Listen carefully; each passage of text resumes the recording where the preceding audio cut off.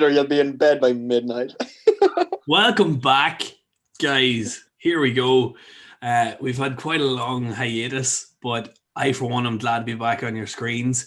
We've missed each other and we've missed you, and I'm sure I'm not the only one who feels like we want to express the joy at being back on your screens. Am I right, lads? What do you think, Brian? You glad to be here, Peter? Yeah, I'm glad. Absolutely, yeah.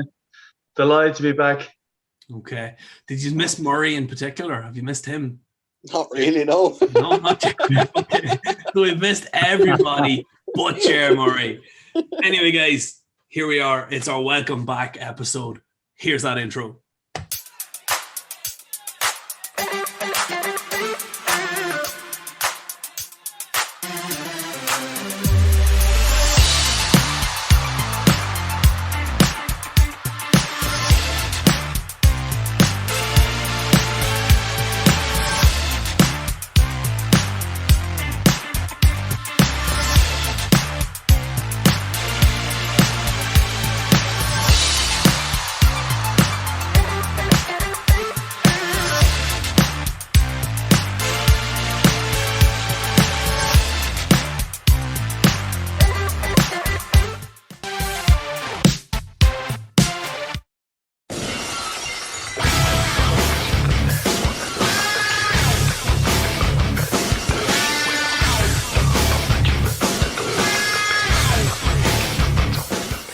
Okay, guys, so as we said, we're back on your screens after a fairly long hiatus. You haven't seen us since our Christmas special, and for that, we can only apologise. Peter and I went and we bought Brian a subscription to Playboy for Christmas, and this has been the first time that he's been able to tear himself away from himself long enough for us to film an episode, basically. So that's what the delay was. No, on a serious note, guys, it's a bit depressing, but lockdown has humbled us. It has. We haven't been able to get a third as much birding as we intended, or as we would usually do in a normal year. John, any boarding? Yeah. Very, very, very much. We're restricted to 5K here in Ireland, and we've been good boys this year. We've been sticking to it, and it's just we've got those spring doldrums, so we're getting to the point where we're sick of the areas that we're stuck in, and we're dreaming of birding further afield, and hopefully all going well, we'll be allowed to come autumn, I would imagine, guys. Yeah, keep the fingers crossed. Yeah Spring. You never know. So yeah, we're like the rest of you guys. We're just kind of struggling a wee bit with lockdown, and we acknowledge that it's kind of a hard time, and because of that, we've less content coming for you. And actually, I think it's we've two kind of things that I want to just make a point of before we go any further. The first is that I want to thank Dave from Emerald Wildlife for putting together the little graphic at the end where the two in the hand punches through with the knuckle dusters. We couldn't have done that, definitely not. We're not far enough up on the evolutionary scale to do that, so we really, really appreciate. We still don't know what these are for, but we still just want to make the point that we really, really appreciate you, Dave. Thanks for doing that, guys. Thanks, Dave. Head over to Emerald Wildlife. He's got a blog and a Twitter stream as well, and he's a great photographer and very good at design as well. So thanks, Dave. We appreciate that. And the other thing I want to kind of get out of the way before we go forward is our content release schedule. Because we were birding quite a lot towards the end of last year, and we had quite a lot in the bank from earlier that year as well, we were able to put together pretty much an episode a week for the first season, for the first 12 or 14 weeks. That won't be the case this year, guys. It just won't. We're all too busy. We're at different kind of stages in our lives, and we've got a lot of things kind of vying for attention at the present moment. And truth be told, none of that matters a shit. The reason is we can't get out birding. That's why we just can't. Exactly. It's ridiculous. We can't do it. So we've got a couple of strategies in place that we hope to generate a little bit of content for you, but it won't be as regular, unfortunately. We're hoping at the minute to aim for somewhere between a fortnightly and monthly video We've got a list. We sat down before we started. We've got a list of about 10 episodes that we want to do, and we're hoping that'll take us well into 2023 when this lockdown's gone. No, we've got about 10 episodes that we'll do, so that'll get us going for a while. And hopefully, come autumn, we'll be flat to the mat birding again. And I for one cannot wait, guys. Cannot wait. But yeah, so what we're gonna do today, is update you on what we've been doing. So our birding in the last couple of months. Okay, now we've got some cool things to talk about there. The lads, Brian and Peter, have been very, very successful, I would say, in terms of how they've approached birding and some of the projects that they've undertaken. And I've had a little bit of success and frustration in terms of some of the birds that I've encountered on my patch. But we'll talk about those now for the next little while, and then we'll come back and sum up by giving you a little bit of a rundown on what's in store. Okay, so who wants to go first, guys? Who wants to tell what they've been up to this last little while? I think maybe in chronological order. Maybe we'll start with Brian, will we? All right. Yeah. Right. Well, Brian, yeah. Enunciate. The Carrick Macross audience is very, very small. All right. Enunciate. Right. Well, so I've actually done probably more birding than I've ever done. I think there's only been 6 or 7 days so far this year that I haven't actually birded. That being said, they're not real birding hotspots that I'm doing. Moylan Loch, it's kind of like a turlock. It's 3.5 kilometers from my house, so I check that every single day. And I suppose I've seen a couple of good birds. Well, there was 2 ringneck ducks that I found last October, and they've stayed up until last Tuesday. They've finally they must have heard about the 5K, Brian, lockdown. Yeah, so ringneck, 2 ringneck ducks, scaup. I've had a great chance to actually see them, I suppose, move from first winter plumage into first summer / adult plumage. Brian, yeah. Brian, you had a great run with carrying crows. Yeah, I wasn't even going to mention that. Carrying crow is like, obviously, if you're living in Britain, like it's a very common species. But carrion crow is you only get maybe a dozen a year every year in Ireland. Mm-hmm. And I had one really good 99% carrion crow. There was maybe 2 or 3 white flecks on it. And then over the course of maybe 4 or 5 weeks, I put my shots together, and I had at least 6 different hybrids. Ranging from very Huda crow-like to very carrion crow-like. And there was one day I had 4 together in a field. So obviously a carrion just started breeding with a Huda crow. And with a local Monaghan girl. And now there's some absolute mongrels knocking around. So so that has kind of kept me occupied. Obviously, earlier in the year, I had a long-tailed duck, which was a 3rd for the county. Trying to think, I have a couple of potchard, shoveler, things like that.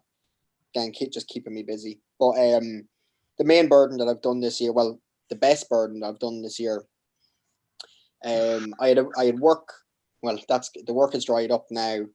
Back in the shop for the foreseeable. But in January, well, it kind of started end of December, January, February. I was working the far side of Cady, but I'd always be going up. Well, I'd be going up in the afternoon, and I'd be coming back in the evening. So it was always dark when I was coming home. But as the evenings just started to get a little bit longer, I started to notice a gull roost in a Clay Lake, which is on the Monaghan Road, coming out of Cady. And one of the evenings, I just threw the scope into the car, and when I was coming home, there was very little light, but I decided just to have a quick. I had maybe 20 minutes of light in absolute piss and rain, and I just scanned through them, and I picked out 2 glaucus gulls and 2 Iceland gulls, and a load of argentatus. I think I had 11 or 12 argentatus herring gulls. And then, of course, the light just went, so I hadn't a proper chance to really search through the flock. There was probably maybe 500 birds of herring gulls. And the next evening, I got away a little bit earlier, and I had the same birds, only I had an extra Iceland gull, all first winters. And I also had a Viking gull, an adult hybrid glaucus with a herring gull. So there was obviously a bit of a turnover in the flock. And the next day, I was finished everything by 2:00. So by 2:45, I was am I right? No, sorry. 3:45, I was at Clay Lake, and I just waited. I wasn't expecting to see anything because I was there very early, and there were 70 herring gulls out on the lake, which I wasn't expecting because it's strictly an evening roost. And I slowly stopped the car at a pull-in, where I usually wouldn't park, but there was a much better viewpoint of the gulls, and I pulled in, and I didn't want to flush the gulls, so I hopped into the back seats of the car, rolled down the window, set up the scope in the car, and started scanning. And the very first bird I picked up was a herring gull type with a dark eye. Oh shit!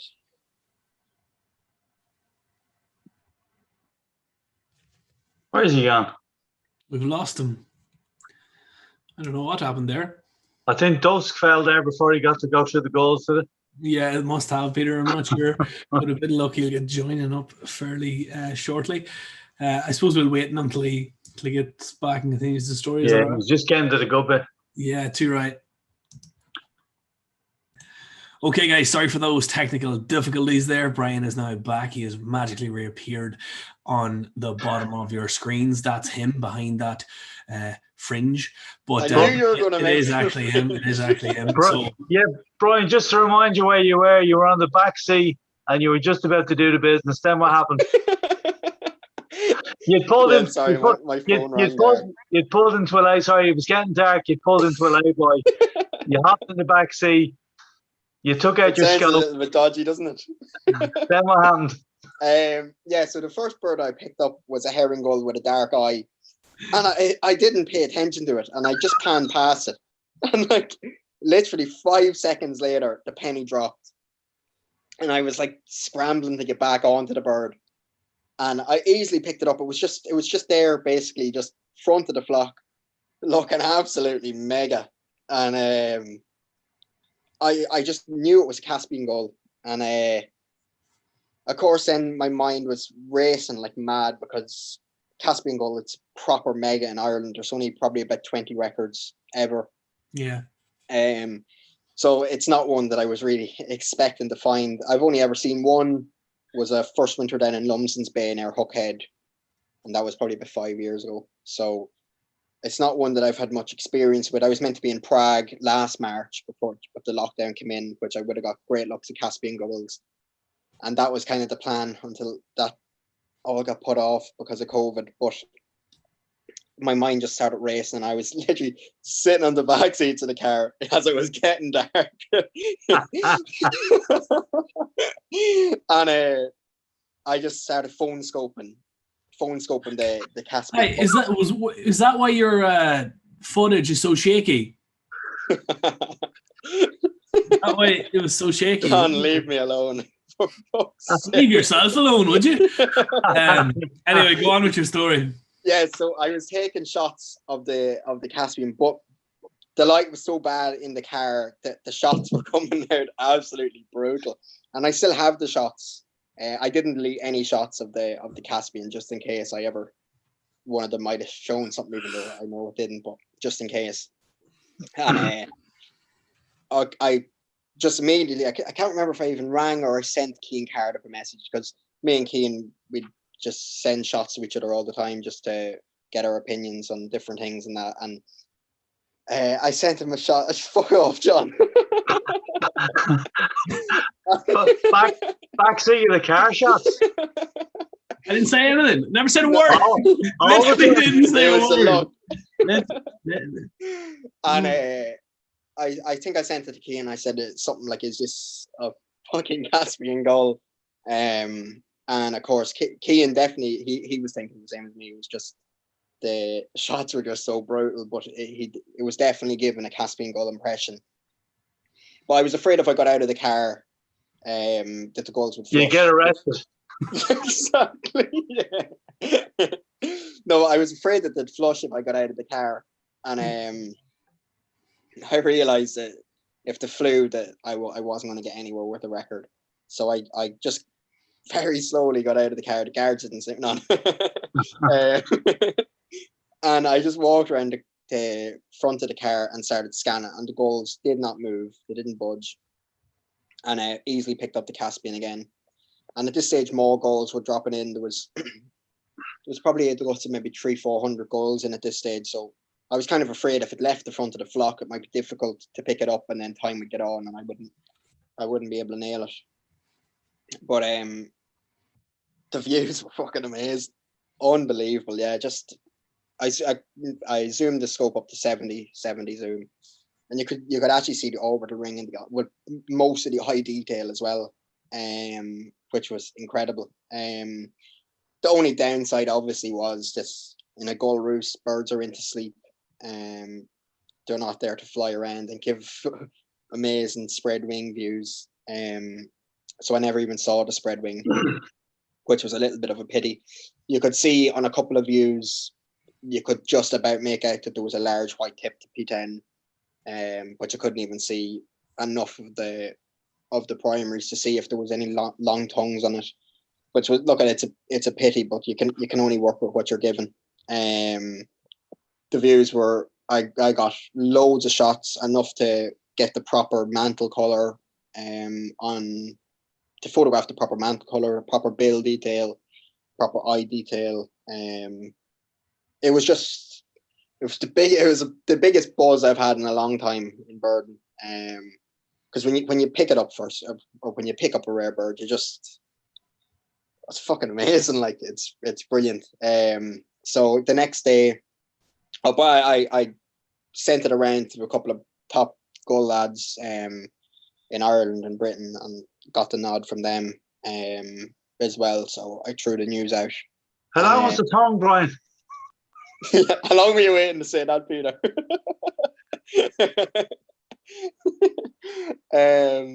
Yeah, so the next day I couldn't check. I was finishing up too late. So it was a bit gutting that I couldn't check the next day, and sadly I never saw it again, despite checking a lot of times, maybe 20, 25 times. Never saw it again, which was a pity. But Brian, somebody, yeah, at least you got to see it well. I got to see it very well. Yeah, but some of the evenings I wouldn't finish up till it was fairly late. So look at it, if it was there and it was out in the middle of the lake in the really fading light, it's possible that I don't think I missed it any of the evenings, but it is possible that some of the evenings the conditions, I was just getting there too late and the conditions were just really poor. Couple of days later then, well, it was actually probably 2 weeks later, on the 7th of, I think it was the 7th of February, I arrived, and I was obvious that I was actually getting pissed off at the site, because I think the 3rd of February I went and there was 40 gulls, and in fairness there was 3 Iceland gulls, but it was shocking. Just 40 gulls is shocking. What's the point? What's the point? Yeah. So I was actually getting fucking taken off with it. Like I was nearly skipping. I skipped it 2 or 3 days. I was getting back early. Disgusted. I was disgusted. I was disgusted. But eventually, then I was heading home, and I saw that there was a big gull flock again. So I said, right, I'll stop off. Had the scope. And literally the first bird that I picked up was an Iceland gull, an adult Iceland gull type, but really dark primaries. Like whatever way the sun was, I have the shots to show what the original views, and it's really, really Thayer's gull like. And of course then I fucking started panicking, like I needed to see it better. So I went back to the same spot as where I viewed the Caspian gull, and I got out of the car there, and sure, but I know what was obviously a Cumneen's gull was the nearest bird to me. But it's amazing how the light actually changed the impression of the primaries. John, I might send you the shot to add in just for the crack of the comings. Of the original view and the later views. Again, spread wing. I would have loved to have gotten a proper good shot at the spread wing, but until all my shots are phone scoped. So that has its pros and its cons. If you want to get spread wing, there's very, very little chance. Especially in the fade light. My phone, it's an iPhone 6S, so it's very old. And the camera's fairly poor on it. It seems to like lag every time you take a shot. It like takes like a second later. So it's I'll tell you what, you did well. Yeah. Some of the shots came out really nice, but I mean, for the month or 6 weeks you covered it, you did very well. You found a lot of birds. Oh yeah. And even those actual shots weren't bad. Like, you know, some of them weren't bad. No, like, if a bird is still and it's on the deck, it's grand. But it got to the stage where I was getting. I remember I saw that I ended up. It was obviously a coming in school. I saw it really well for 4 days and then it disappeared. But it was around that stage where I was getting in adult yellow leg types, and it was really frustrating because even though I never saw the spread wing on them, I probably could have if I photographed every bird flying in the evening. And that kind of let me down because I know there could well have been as many as 4 yellow leg gulls. But it got to the stage then where I was thinking, like, how can you rule out, without seeing the eye or orbital ring detail, leg colour, or spread wing, how can you rule out a summer plumage argentatus? And it just got to the stage where I was just so frustrated with it that I went and I bought myself a DSLR.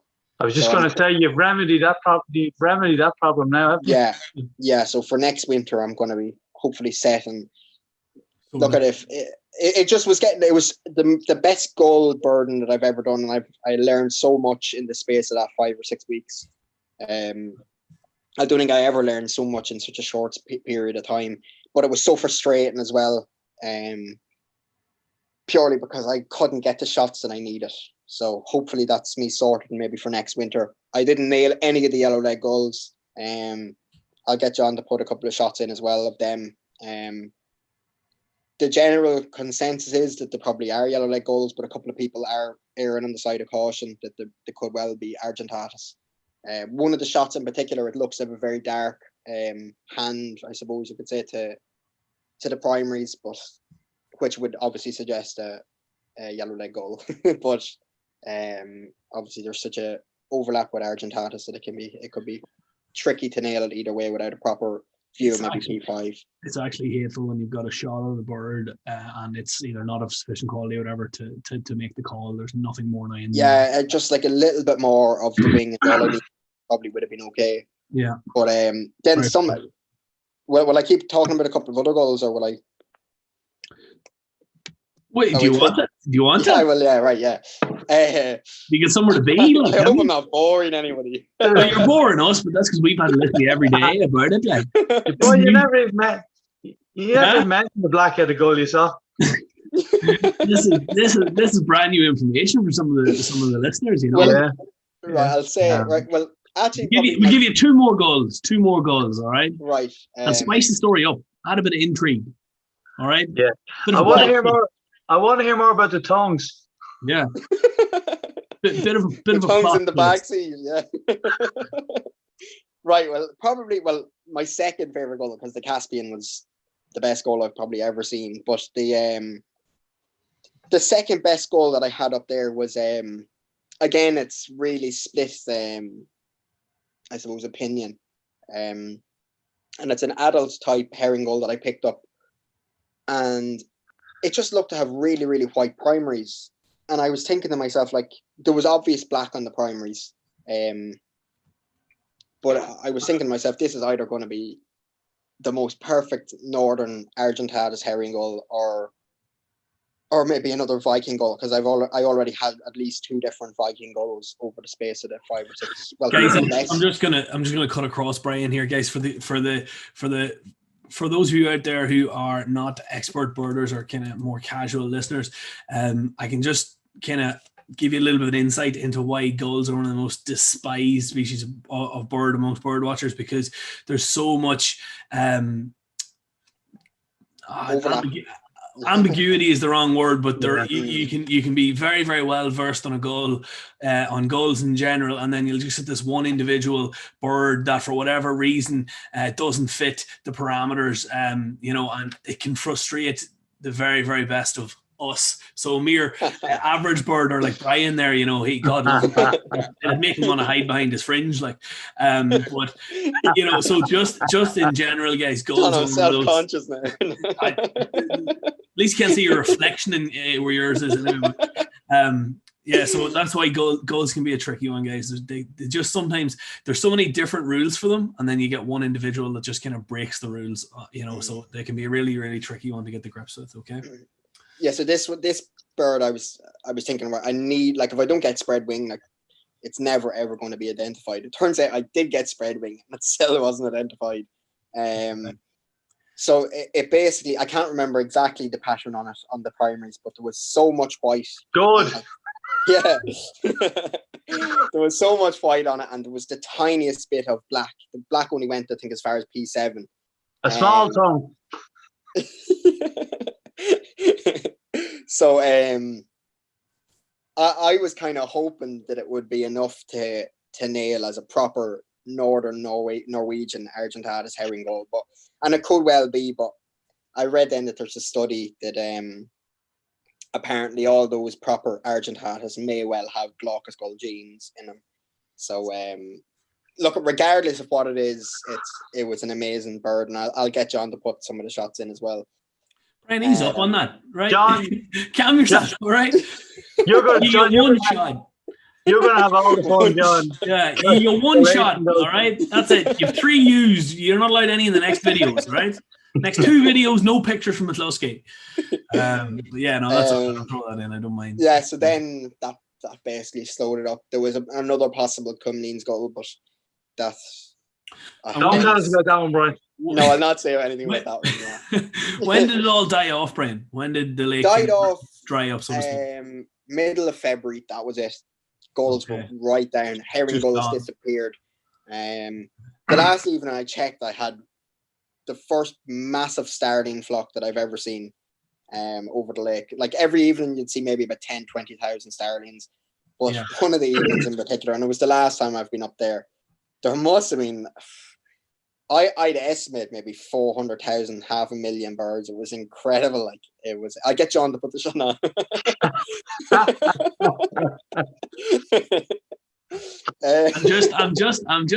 I was just trying my best to restrain myself from making a comment about your ability to count. John, I've seen you have to stop counting mallard because you ran out of fingers, but you want to estimate the 500,000.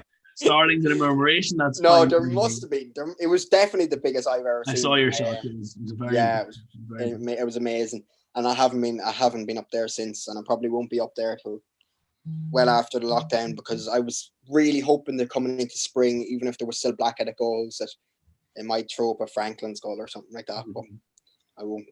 It's far too risky at the moment. So hopefully, if I get that. The work again, maybe, but it's very unlikely. So hopefully, time will tell. But I'm set for next winter anyway with the DSLR. Brian, pray for no lockdown next winter, and resign yourself to the fact that once somebody has hired you once, they'll never do it twice. That was a good story. that's possibly true, John. Yeah. Everybody, there's no need for that at all. You're a fine young man. Brian is currently looking for work, everyone, okay? So if my bosses listen, don't listen to that. Yeah. Hit us up if you needed a windows cleaned or somebody to shake the back of your car for a while. That's Brian's special skill. No, I must say, you might have kind of peeved off some of our listeners there with the detail you went into, but I don't think so. I found it really engaging. And when actually, we have a private, a very exclusive WhatsApp group, folks. Jerry Murray's not allowed in it, but every day Brian would tell us, how he was getting on, and we'd discuss what he had, found or what he saw that particular day. And it was good because it kept, I couldn't get out birding at that time, and it was good to kind of see what he was having every day, and then kind of the bit of a learning journey, as you said, that you go it on. Was, but for me, it was because yeah. I never had a chance really to study gulls, I suppose. Obviously Monaghan. I only recently saw my first ever herring gull in County Monaghan, right. which was an Argentat as the first winter. But when you're so far inland, it's difficult to actually, unless you have an inland gull roost. So I just thought it was some of the most enjoyable birding that I've nearly ever had. Right, very good. Fantastic. Yeah, it's good to hear. So we're gonna put a pin in that, and we can move back. I'm only halfway done. Yeah. No, I think it's time we put those gulls to bed. Yeah, that's the boy. We leave gulls there. Maybe we'll do it that for about 15 minutes. No, you've been talking for 22. We've been thinking for at least 21. But maybe we'll come back in a later episode if there's an appetite there for we'll get a special guest if there's nothing else to talk about. And we've nothing else to talk about. We'll do an episode on gulls and some of the finer points of gull identification. Maybe Cian Cardiff can put the protractor down long enough to come up and have a bit of a chat with us. He loves the Sinensis comments, so he does. Really does. Yeah, God love him. That's two boring bastards in the one show. I don't know how he's but that's a complete joke. Cian's a lovely fellow. So I suppose we'll move on now, and given as I'm the host, I'll delegate that Peter has to tell us what he's been up to in the last few months. Now, Peter's, in my opinion, the most noble pursuit of anyone over this past couple of months. He's single-handedly trying to reintroduce. Found a vaccine for COVID-19. None of that shite. No. We're not talking about that. He's single-handedly trying to speed the reintroduction of a species of bird into Ireland. Am I right, my friend? No, you're completely wrong. Okay, what have you been at, Peter? What have you been at? You completely oversold that. And there's a group of us, the local Louth Birdwatch Ireland group, and Dundalk Bay is probably the most regular site for ospreys in the country. Migrating up in the springtime, they often stop off in Dundalk Bay. So the group decided we might try putting up a couple of nest platforms this year. It's worked in other countries. Most notably, I suppose, in the States, where it's common for ospreys to nest on man-made nest platforms. They're extinct here over 200 years, so it's a long time since any have bred. But they hung on in Scotland for a long time, and there's been a couple of reintroduction projects in England, one in Rutland Water and one at Poole Harbour in Dorset. So we've had a bird kind of spend a few months during the summer the last couple of years, and one I think had a blue Darvic ring. So it looks like it might be one of the birds from one of those projects in Britain. So we're hoping that if we put a platform or two up in the bay, we might encourage the bird to stay, and possibly it finds a mate nest. So that's it's a bit of a long shot, but if it works, happy days. Peter, that sounds fucking fantastic. I think that's really, really cool.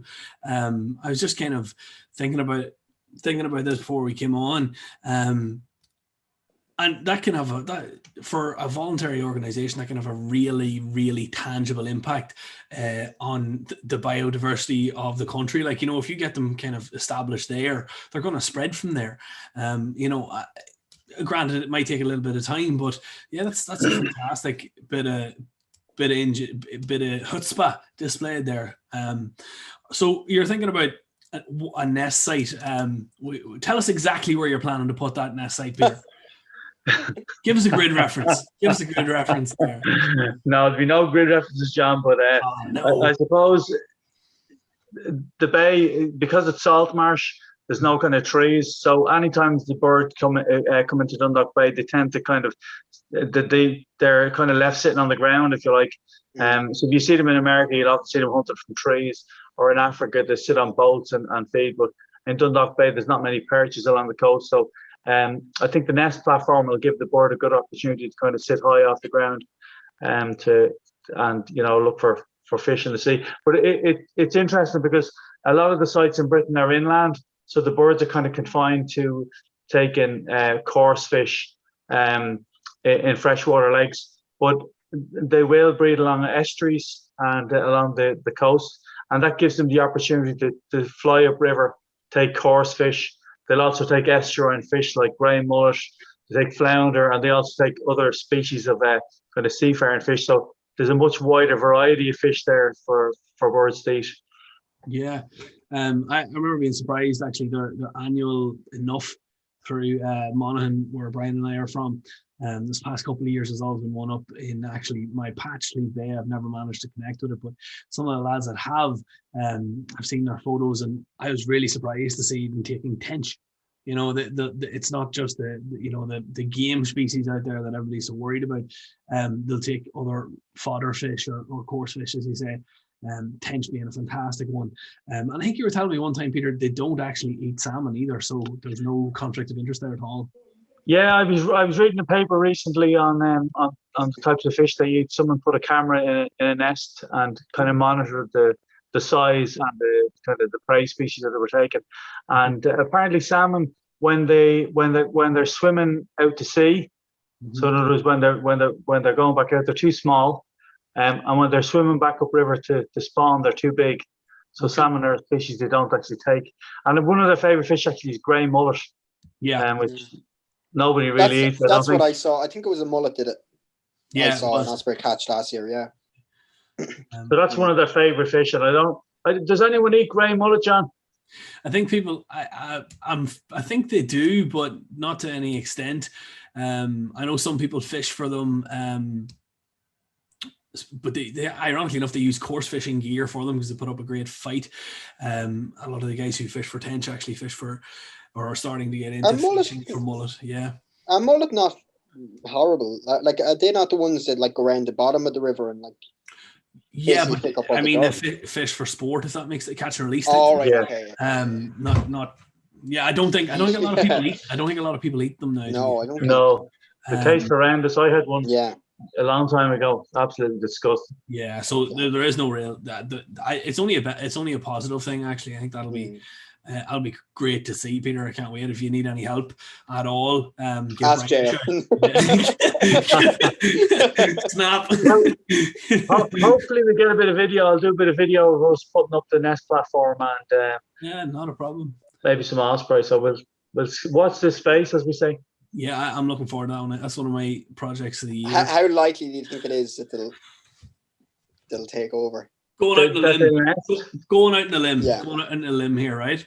I reckon somebody will see an Osprey on that nest this year.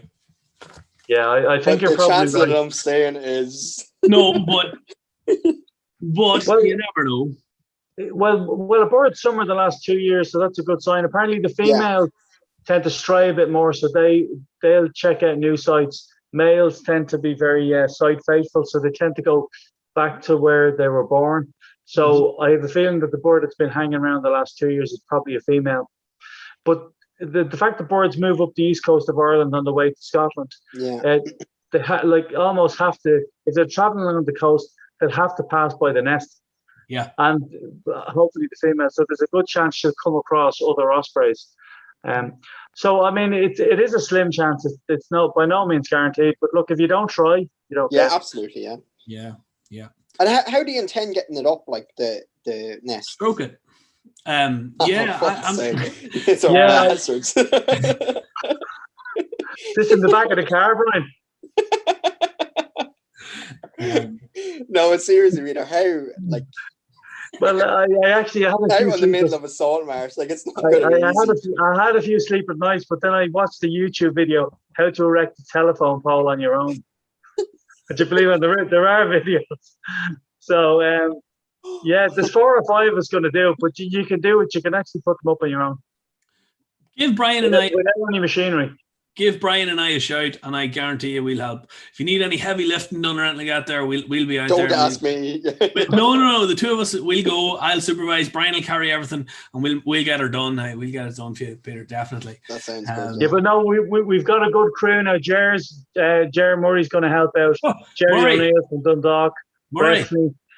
Peter Rooney. There's a good crew of lads helping out. So you named some good people there, Peter. If you're relying on Murray there, I was God love them Osprey. Yeah. They'd have been nesting in the sea before that herd to get off his hole and did something. Love you, Jer. Sorry about that. That's really cool, guys. I suppose it's kind of just down to me now and what I've been doing this past while. Nothing as laudable as Peter's endeavor, and nothing really as exciting as Brian's 41-minute soliloquy on Gulls. Yeah, so all I've been doing is sticking within my 5K, guys. And within my 5K, there's kind of two birds that I'm kind of concerned with, connecting with, okay? So I've kind of set myself a goal for this year. The first one is to get a really good high-definition picture of male hen harrier, something that I'm going to print and put on my wall. Now, as I've told you all before, my patch is kind of upland and forestry, so that one shouldn't be too hard. And then my other goal is to get a photograph and possibly, hopefully, prove breeding of goshawk in that same area. The goshawk is going to be much, much more difficult. They're like ghosts up there. I don't know. It's very, very hard to connect with them. Myself, Brian and Jer and Peter and a couple of other lads, Tom McEntee and Mark Stewart, have tried really, really hard over the last kind of 3 years or so to see them. Brian, myself, and Mark and Tom were lucky maybe 3 years ago when we got them. We got one being mobbed by a pair of buzzard. That was very cool to see. The following year, then I had the birds, and I had them kind of very, very briefly in one area, and we were kind of lucky. I rang Jer and Brian. They came out the next week, and we actually got them doing a kind of very, very, very, very brief territorial display. Brian, oh no, we had them for about 10 minutes. Was it? Oh, at least, yeah. That long? Okay. Yeah. Well, and then a couple of people got them then in the next couple of weeks. Yeah. Oh, like a lot of people have kind of seen them up there, but I've just never had that crippling view yet. In fact, that was last year. No, sorry, it was the year before last, actually. 2019, yeah. Yeah, forgetting COVID. I didn't get out to look for them last year, and then this year I've spent pretty much either a Saturday or Sunday every weekend in February, and every weekend in March as well, and I've had very, very little success. I got one kind of brief view of a bird that could well be a goshawk. I got a shot of it, but it's just so, I had it for such a brief time that it looks good, but you can't be definitive about it, essentially, okay? There are pointers that indicate goshawk, some that you just can't really say conclusively. It's not a good shot. I had the bird for about 5 seconds bombing through an area of trees, but the goal is... The only thing I'd say about your shot, John, is, as you say, it shows a few pro goshawk features, but it doesn't show any negative. No, it doesn't. And the bird was followed by I suppose you could say it was mobbed by a raven, and it was bigger. I would say the same size, if not bigger, than the raven as well. So I'd say I'd be 99.9% confident that it was one of the ones that we'd seen there in the previous years. But I just really want that clinker, crystal clear shot of a goshawk, or preferably a juvenile goshawk, so we can prove they're actually breeding in the area.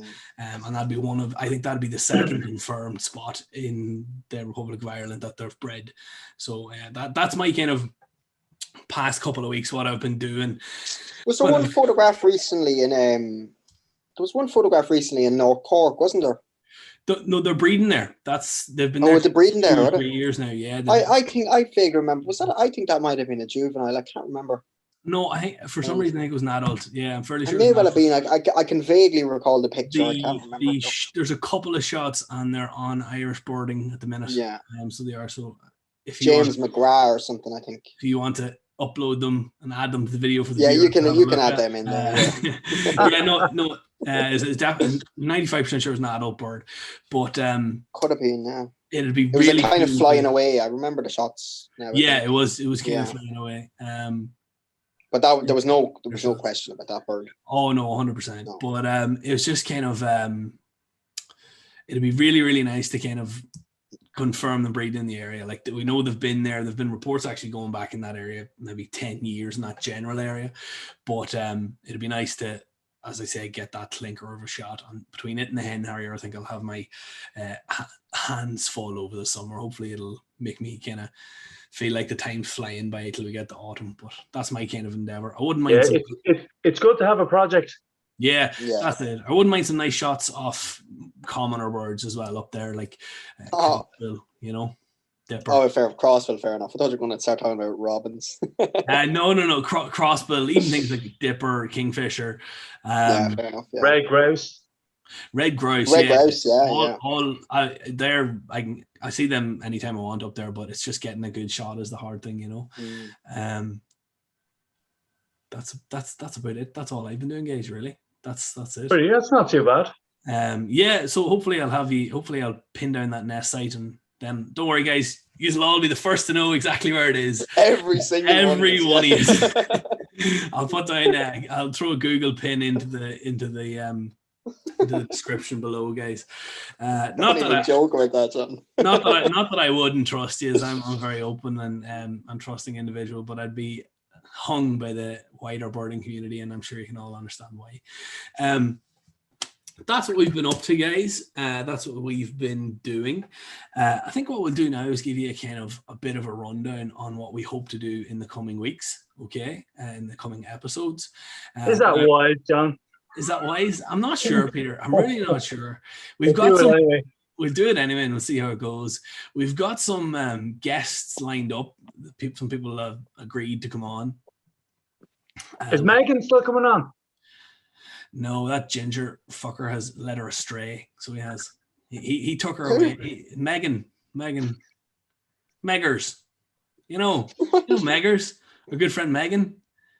Harry and Megan. Oh boy.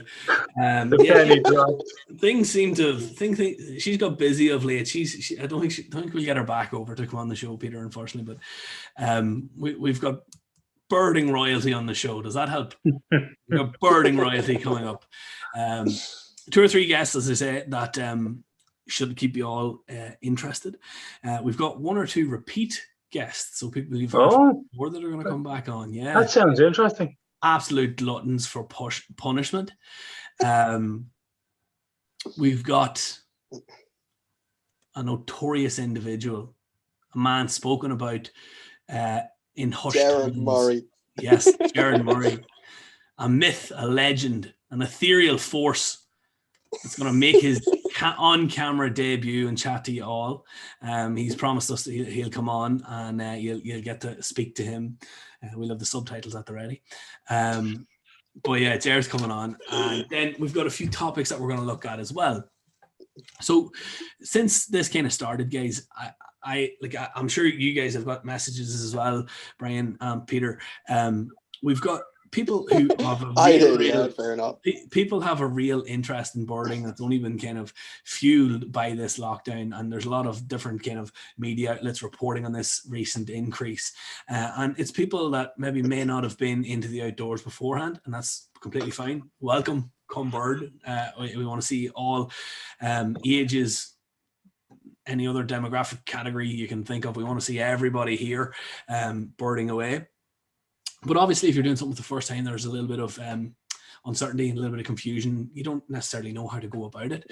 And we're getting a lot of questions about, how I get into birding. What types of equipment do I use, or what would we recommend? What type of optics do I need? What type of tripod do I need? If I want to get good quality photographs, where do I go, or how do I go about it? And these are all questions that we've gotten from you, in direct messages on Twitter and stuff like that. And I've promised several of you that we'll address those in a video, and that's what we're going to do, guys. One of our upcoming videos will be how to get into birding. Firstly, how to start bird watching, and then secondly, the gear you need. And that'll be split kind of according to, the stages that you're at. So beginner gear, intermediate gear, and then, you find out you like this and you want to keep doing it. And we'll give you some expert advice on where you should spend those hard-earned euros and pounds, and what constitutes quality gear. And we'll recommend some good suppliers as well. that's the next thing. We're then going to hopefully do some product reviews because Brian has been actively hunting out companies that'll give us gear to review. So far, how many replies have you got, Brian? I haven't sent a single email, John. All right, so that's positive. All right, that's positive. Diligently working away in the background as ever. Happy about that. And that's kind of what you can expect from us, guys. So we've got guests, we've got certain topics that we're going to do, and then we'll do a little bit of, I suppose, vlogs as well. They may be on a local basis. Hopefully we'll be allowed to meet up and film a few vlogs. That'll be nice. Oh, I just can't wait to get Burden away from local. Yeah, ditto. Straight down to Wexford the minute that lockdown. Yeah. Like, there's actually some great birds in Wexford at the minute. Yeah. Even though there's no ticks, you'd love just to get down and bird to come shoot. Yeah, exactly. And as well as that, we're going to try and spice it up with some lockdown birding competitions. Okay, so Peter, Brian, I win. You probably will. Brambling. I've already won. Okay, fair enough. You never told us about your Brambling. You never told us about your Brambling. Right. You never mentioned it. I never told. John, I'll send you a picture. Insert it just there. I'm not putting one of these fucking pictures in. None of them. You guys. Peter found a Brambling. Please tell the story, buddy. Well, I'll tell you the story quickly. I generally feed out wheat. One reason it's cheap, and the other reason is, don't worry, this won't be as long as Brian's story. I generally feed out wheat for the yellowhammers to get good numbers in, because obviously they're a conservation concern, and that's my main interest. But coming into the spring, I said I better put some millet out for to bring the chaffinches in, because obviously the birds are starting to return further north, with the thoughts that I might get Brambling in amongst the chaffinch flock. And sure enough, within a week of putting out the millet and canary seed, I had a Brambling in the garden. It was only there for a day. I just saw it 3 times, got a few shots through the window. You know yourself. A one-day wonder. What exactly is millet, Peter? So millet is the tiny little seeds, the little circular seeds, are spherical. Okay, very good. So if you buy a bag of canary mix, you'll see canary seed looks like a grain of rice, but smaller. Right. And the millet is a tiny spherical seed. Okay, very cool. Okay, didn't realize. I was confusing it with suet, actually. That's what I was confused. Okay.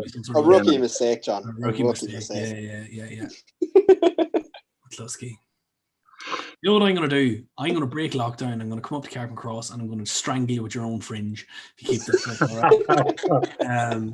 I was just going to say, Brian, your fringe is looking particularly lush today, isn't it, John? It is, yeah. Oh, thank you, Peter. It's like, it's fantastic. I haven't had a haircut in about 5 months. You're not letting your brother do it anymore, no? It's got a sheen and a luster about it, doesn't it? Yeah. Thank you, Peter. That means an awful lot. Thank you. Are you massaging anything into that hair on a regular basis, Brian, are you? Lynn said he's probably rubbing into it. Yeah. John, what do you put in yours out of interest? It's just floor wax. Look at the shine. My coat is quite lustrous as well. But yeah, so guys, just getting back on topic. We're going to finish up by giving you a little bit. Singing a song? No, not yet, Peter. No, you can sing us out, my friend.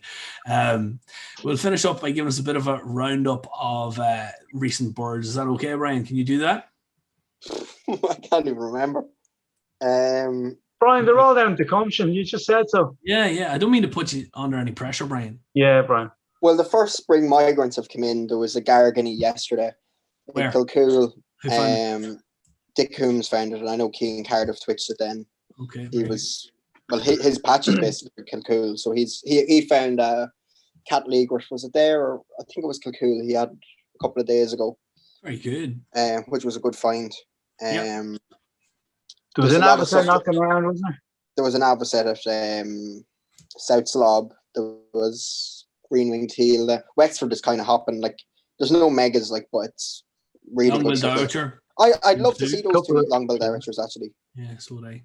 I've seen a couple, but I've never seen them really, really well. Like, I have a couple of great views of them, actually, to be fair. Where? Belfast window on White. Oh yeah, you actually saw that one. And Yeah. Dundalk. Dundalk, yeah, sorry, Dundalk. Yeah. The Docks was probably closer than that, actually. Do you remember Yeah. you did think you had great views of a long-billed archer for a long time? Moving swiftly on.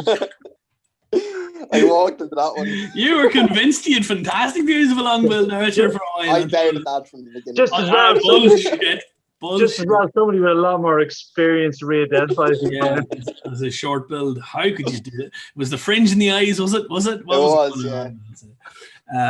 And so, is there any birds? Is there any birds up north? Is there? Oh, Wilton Farley. Yeah, he had a lesser sculpted there, and then there's a Ross's gull knocking about. Yeah, I think it's only been seen twice, but it's first winter, which would be amazing. Pacific diver in the mullet. Pacific diver in the mullet. Yeah. And then I think first winter Ross's gull is the best gull in the world. Better than Argentavis? Surely not, Brian. No. Sorry. Particularly the ones with white fringes. White fringes. And extra long tongues. Moving on, moving swiftly on, please. Order. What about, wasn't there a fantastic, what was it, suppressed bird in the UK? Oh, fucking name. Eyebrow thrush. Eyebrow thrush, yeah. Where was that, Brian? It was in Kent. It said I think it nearly said a month. Oh, geez. No way. January and February. Oh. That's tough. Yeah. I know some people. I know there's a couple of lads that are gutted over that, but yeah. I'd say there's more than a couple. They had 2 eyebrow thrushes last year. There was Dante Shepherd found one up on North Ron last October. That was a handy one for the lads in Kent, wasn't it? The one. I'm sure. I'd love to know how many actually saw that bird. North Ron. You'll never know. Kent. You'll never know. You'll never know. No. We haven't mentioned that there's a northern mockingbird over there as well, isn't there? Yeah, that's amazing, isn't it? That's awesome. That's the third British record. Which? No, I was just checking rare bird alert first for bird news earlier on. I think the mockingbird is still there, Brian. Is it still there? Is it? As far as I know, yeah. I think if there was no COVID, that would be one that would really tempt me to go for. Yeah, it's a pity, but they've had a good run. Yeah, with mockingbirds or just in general? No, in Britain, like they've had a good run this winter. Rare birds. Yeah. What else has there been really? Other things? It's been fucking shite. This is where you jump in, Brian, with all the stats. It's been dreadful. Do you not have some sort of subscription, Brian, that might give you some insight information into some words that might show up? No? They've had a really quiet winter. They had a great bustard. Where? I think it was Skate down in Kent. And the 2 lesser away from the geese escaped. Gooses. Oh, what a in all seriousness, lads, was there a Bakel teal there reported? There was, but I'm not sure. You're dead right, John. Yeah. That was a 2-day. Baikal. I'm not sure. I saw there was a comment of unknown origin, so it could well have been legit. I didn't go into it. I didn't see what it was with or what the story was with it. But I suppose if it stopped off and moved on, March is the time when wildfowl be moving. So yeah. Did that bufflehead ever leave the north? Yeah, I think I'm not 100%, but I think that relocated to Britain. Right. Okay. Northumberland, was it? What about the one in Cork? I can't remember what county. Which? The one in Cork. Just out of curiosity. That's still there, I think. Oh, speaking of things that are apparently still in Cork, belted kingfisher are still around. And double crested cormorant. Yeah, geez, that's newsworthy, guys. And you said there was nothing around, Brian. It turns out you said Britain hop. Yeah, guys. You couldn't think of one mega depart. Guys, before the two lads descend into name calling and just beating each other, I think we're going to end it there, folks. We'll see you in the next week or two with an upcoming show. I'm going to sign in. You ready? Hold on, Peter. Thanks for all the support, guys. We appreciate all the messages. sorry we haven't been uploading more regularly, but we're working on it. Keep those questions coming. Remember to like, share, and subscribe, and particularly subscribe on YouTube because we want to see those numbers rising a bit. Why, John? Peter's why? I'm hoping if a big enough audience sees it, I can finally sell you to somebody who's looking to adopt a piglet. All right, that's why. Brian, if you end up little somebody wants to adopt a fringe. Yeah. John, that'll be you. Yeah, all right, okay. Free to a good home. That's all I'd say. I know someone free to a good home, and Jer Murray will provide the dog box. Anyway, if anybody needs a dog box, Jer Murray's selling one. Yeah, if anyone needs slightly used dog box, all right. Anyway, we'll finish up. Brian, have you anything to add before Peter sings us out? No, Peter, sing away. Peter, sing away. No, I've a new signing out tune. You ready? Yeah. Different gravy, baby. No? Is anybody else hear the crickets? The crickets?